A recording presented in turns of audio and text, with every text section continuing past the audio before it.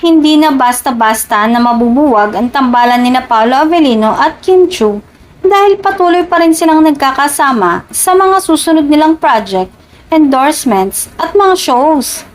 Hindi lamang sa Pilipinas mamamayagpag ang tambalan ni Paolo at Kim dahil sa mga susunod na buwan ay magsasama rin ang dalawa sa ibang bansa para sa special event ng The Filipino Channel.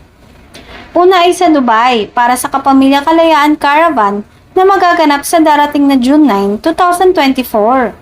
Susundan naman ito sa Birmingham na magaganap naman sa darating na June 30, 2024.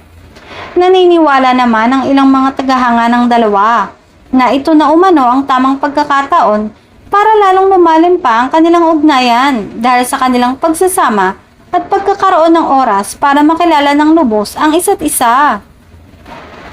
Positibo rin ang mga tagahanga ni Paolo Avellino at Kim Chiu na mauuwi rin sa totohanan ng relasyon ng dalawa dahil ngayon palang umano ay mahahalata ng hindi na lamang basta trabaho ang dahilan kung bakit ganoon na lamang ang kanilang pagtrato sa isa't isa.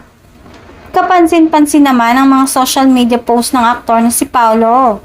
Hindi kasi umano nito binabago ang mga sweet captions sa kanyang personal social media account.